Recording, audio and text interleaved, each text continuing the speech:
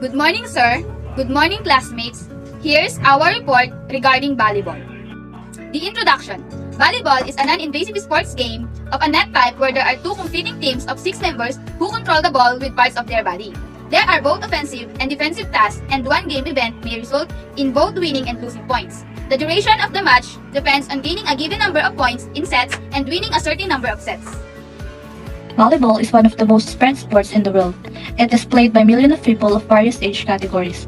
People who learn to play volleyball at a young age can play it at an adequate level until an elderly age. Volleyball brings together features of individual skills and teamwork, creativity with discipline, and dynamic effort with fun and enjoyment, of active movement and controlling the ball, all the way from the lowest to the professional level and international championships. According to international rules, there are men or women teams of 6 members, but there are various modifications of the game. As far as the number of players is concerned, there are also mixed teams. So, sinasabi na ang volleyball daw ay isa sa pinakalaganap na sport sa mundo. Ito ay nilalaro ng milyong-milyong tao sa iba't ibang kategorya ng edad. Sinasabi din na ang mga taong natutong maglaro ng volleyball sa mura nilang edad ay kayang laruin ito sa sapat na antas hanggang sa kanilang pagtanda. At ayon sa mga internationals na tuntunin, mayroong mga pangkat ng kalalakihan o kababaihan na may 6 na miyembro, ngunit mayroong iba't ibang mga pagbabago sa laro kung ang bilang ng mga ito ay nababahala. Volleyball is a team sport which played in a court with a high net by 2 teams within 6 persons on each team court. It may be played by all male, female, or mixed teams, with net high adjustment for boys, girls, or age group. Differences and using a variety of playing surface, wood, rubberized materials, and or grass. The basic objective of the game is to keep the ball which is served over the net from contacting the floor on your side and to return it so that contact the floor on the opponent side before they can return it. The team that fails to return the ball within the specific limit loses the chance to serve and give a point to the team opponent. In the game volleyball, the cooperation of the members of the team is important. Next is the history of volleyball. William George Morgan. Volleyball was first developed by William G. Morgan. In 1896, at a YMCA conference at Springfield College, Mr. Morgan publicized a new game. A net 6 feet 6 inches was stretched across the gymnasium. History of volleyball. Volleyball was first developed by William G. Morgan in 1896 at a YMCA or Youth Men's Christian Association conference at Springfield College. Mr. Morgan publicized a new game. A net 6 feet 6 inches was stretched across the gymnasium. The game once started with a serve. The server was allowed 3 outs, after which the opposite team was permitted to serve. To constitute an out, the ball had to land out of bounds or hit the floor on the second bounce. The game was introduced as meant to net, but after watching the game, a faculty member of Springfield College, Dr. Alfred T. Halstead, recommended that the name be changed to volleyball.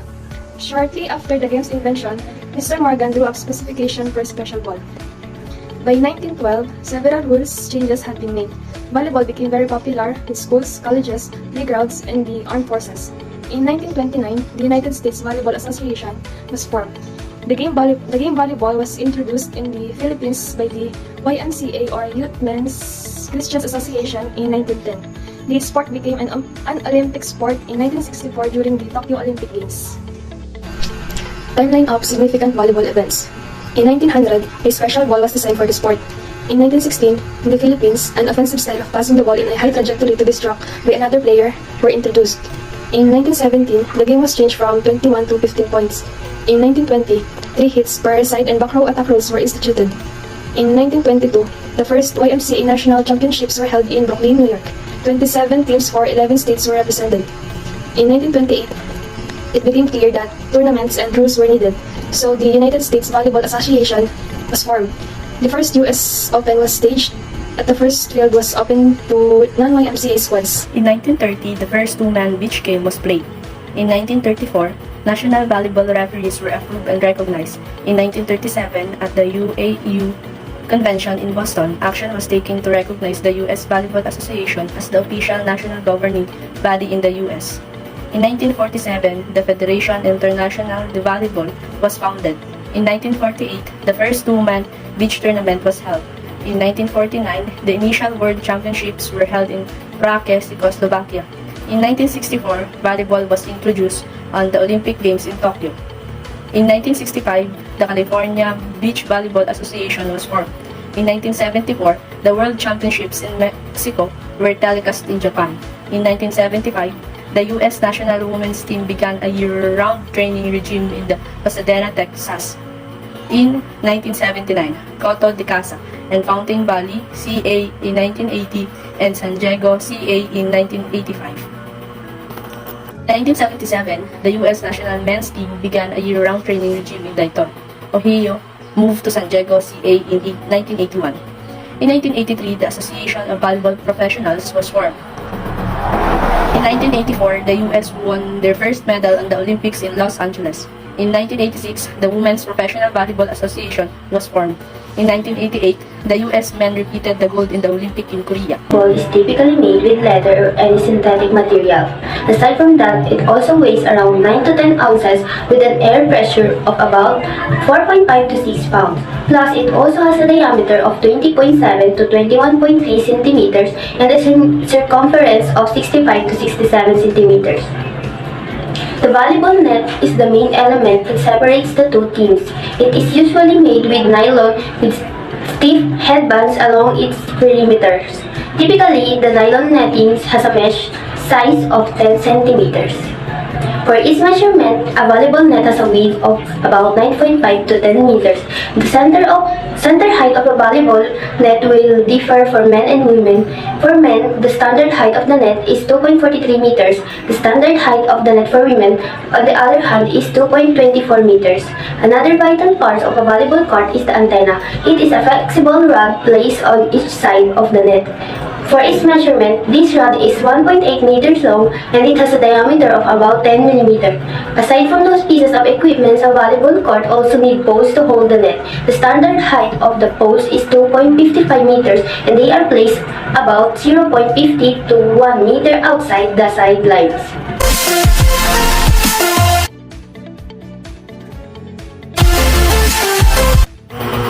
Serve. A player stands behind the inline and serves the ball in an attempt to drive it into the opponent's court.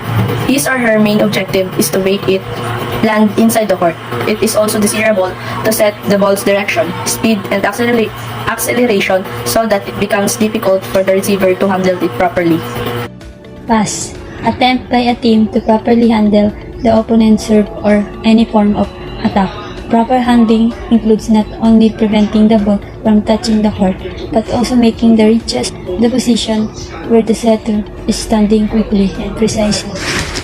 Attack. Usually the third contact if he makes the ball. The object of attacking is to handle the ball so that it lands on the opponent's court and cannot be defended. The player makes a series of steps, the approach, jumps, and swings at the ball. Blocking is a valuable skill wherein the player deflects the ball from the opponent. The goal is to prevent a successful attack and the other team from scoring a point. The blocker's job is to block the spike ball so that it goes back to the opposing team's side of the court. Hence, blocking is a defensive play. Setting is a second step of passing and it can be done to either dump the ball over into an undefended spot or to set the ball into a position that allows the hitter to spike it over. The perfect set is a high ball just inches from the net. Dig.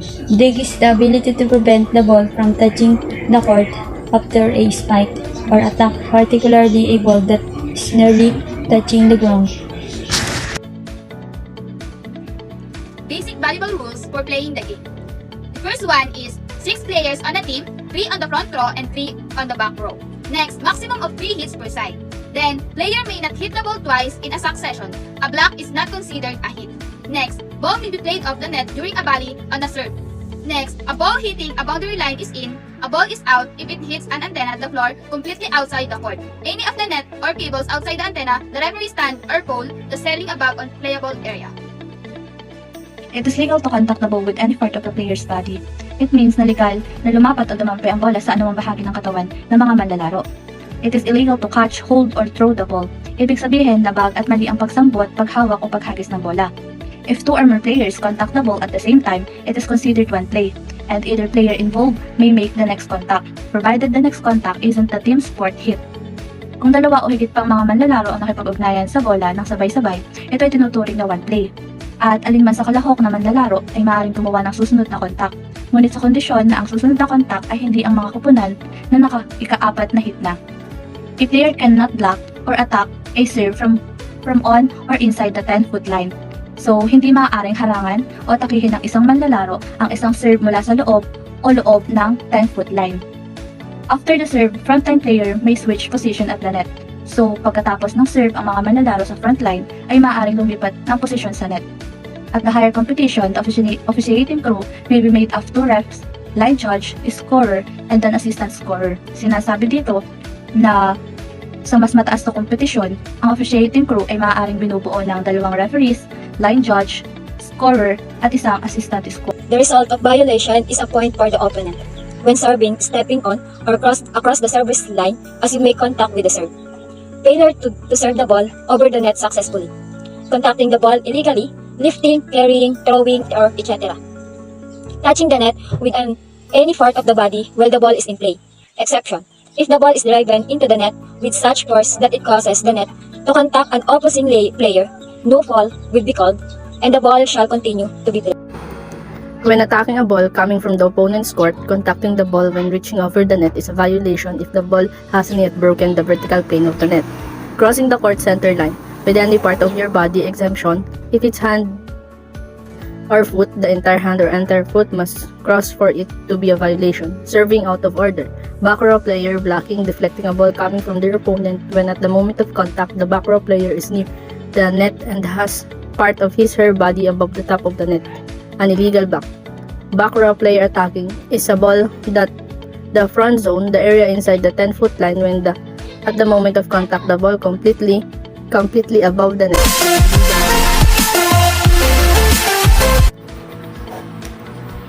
The outside hitter, also known as the left side hitter, attacks from the left antenna and requires a player with good jumping ability.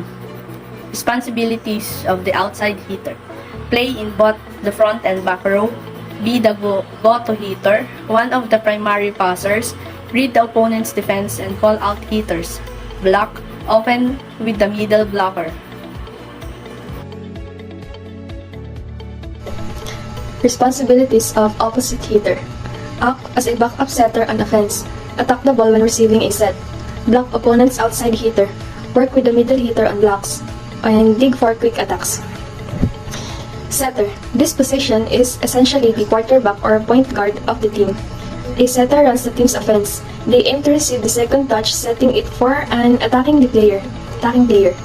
Due to this responsibility, they need to have strong communication skills as they direct the offense and make quick decisions on the court. A setter should be able to identify the opponent's blockers and single out which one is the weakest. Since they can play in either the front or back row, setters need to be ready to block, dig, and receive serve on defense. Responsibilities of setter: run the offense, set the ball for teammates, use a dump shot to keep opponents off balance, be a vocal leader, dig and block on defense, and identify blockers.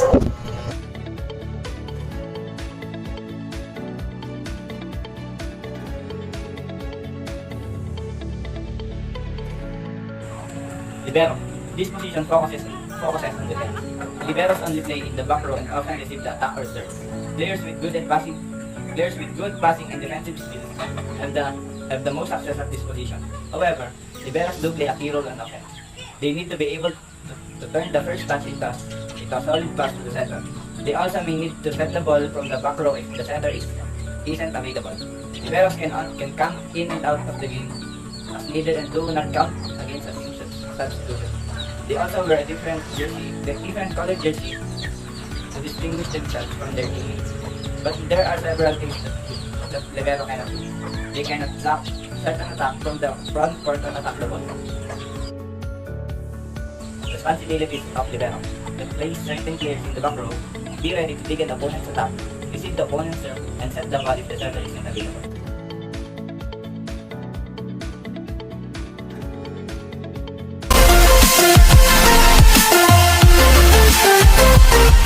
Basic violation in volleyball. Number 1. Consecutive contacts. A player may not hit the ball 2 times consecutively except when blocking, provided the contacts take place simultaneously. However, the player make consecutive contacts on the team's first team contact provided the contacts occur during one action. Number 2, 4 hits is a violation for a team to hit the ball 4 times before returning it. Number 3, assisted hit. It's illegal for a player or any object to assist a teammate in playing the ball. Number 4. Catch. It's illegal to catch or throw the ball. The ball must rebound from the hit. 5. Ball crossing the net outside the crossing space. The ball must cross the net within the crossing space. The ball must cross over the net between the antennas and the imaginary extension and without contacting the ceiling. Reaching over the net. There are official rules for playing the ball at the net. Number 6. Reaching over the net player is hitting the ball when the entire ball is on the other side of the net. Technically, attacking the ball when the entire ball is on the other side of the net is illegal.